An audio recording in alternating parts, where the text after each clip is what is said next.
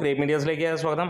മമ്മൂട്ടി നായകനായി എത്തുന്ന Dominic and the ladies purse ഇറങ്ങാൻ മണിക്കൂറുകൾ മാത്രം ബാക്കി നിൽക്കുകയാണ്. 18 മണിക്കൂറിൽ താഴെ മാത്രം നിൽക്കുന്ന സമയത്ത് സിനിമയുടെ പ്രീസെയിൽ കളക്ഷൻ റിപ്പോർട്ടുകളൊക്കെ പയ്യെ വരാൻ തുടങ്ങിയിട്ടുണ്ട്.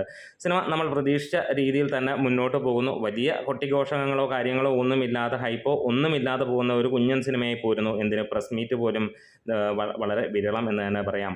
നായകൻ്റെ യാതൊരു ഇൻ്റർവ്യൂസോ ഒന്നും തന്നെ ഇല്ലാത്ത ഒരു സിനിമ ഇറങ്ങുകയാണ്.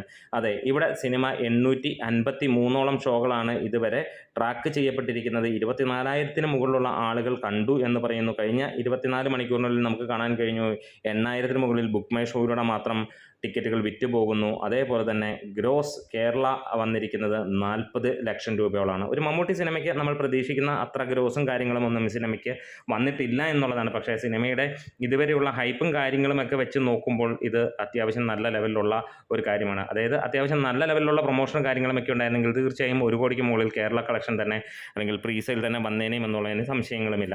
എന്താണേലും സിനിമയ്ക്ക് മൊത്തത്തിൽ 56 ലക്ഷം രൂപയോളമാണ് വന്നിരിക്കുന്നത്. അതായത് ഓൾ ഇന്ത്യ ബേസ് അതോ അല്ലെങ്കിൽ വേൾഡ് വൈഡ് ബേസ് എന്നുള്ള ആ ഒരു അപ്ഡേറ്റുകളാണ് നമുക്ക് ഇപ്പോൾ കിട്ടിയിരിക്കുന്നത്. എന്താണെങ്കിലും പ്രതീക്ഷിച്ചതിനേക്കാൾ മുകളിലേക്ക് സിനിമ എത്തിക്കൊണ്ടിരിക്കുന്നു. അവസാന മണിക്കൂറുകളിലേക്ക് കടക്കുമ്പോൾ പ്രതീക്ഷിക്കുകയാണ് കേരളത്തിൽ നിന്ന് സിനിമ 1 കോടിയെങ്കിലും ആദ്യ ദിനം പ്രീസെയിലൂടെ എത്തും എന്നുള്ളത്.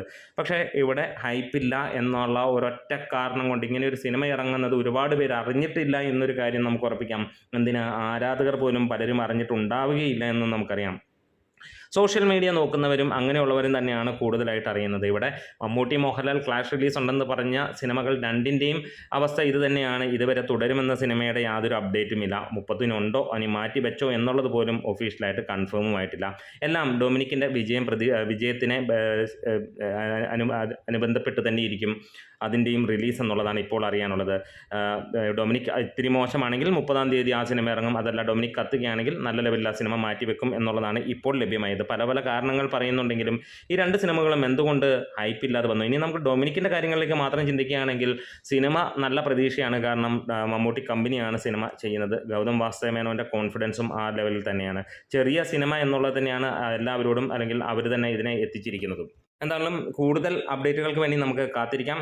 853 ഷോകളിൽ നിന്ന് 24,000-ന് അടുത്ത ആളുകൾ ടിക്കറ്റ് ബുക്ക് ചെയ്തപ്പോൾ 40 ലക്ഷം രൂപയ്ക്ക് മുകളിലാണ് കേരള വന്നിരിക്കുന്നത്. വൈകുന്നേരം ആകുമ്പോഴത്തേക്ക് 85 ലക്ഷം രൂപയ്ക്ക് മുകളിലേക്ക് ഏറ്റവും കുറഞ്ഞത് വരുമെന്ന് തന്നെ പ്രതീക്ഷിക്കുന്നു. കാത്തിരിക്കാം. സിനിമ നാളെ പോസിറ്റീവ് അടിച്ചാൽ അതൊരു ആളിക്കത്തൽ തന്നെയായിരിക്കും. വളരെ കുറഞ്ഞ തിയേറ്ററുകളുള്ള കേരളത്തിൽ നാളെ അതിനെ ഒരു തരംഗം സൃഷ്ടിക്കും എന്ന് തന്നെ പ്രതീക്ഷിക്കുന്നു.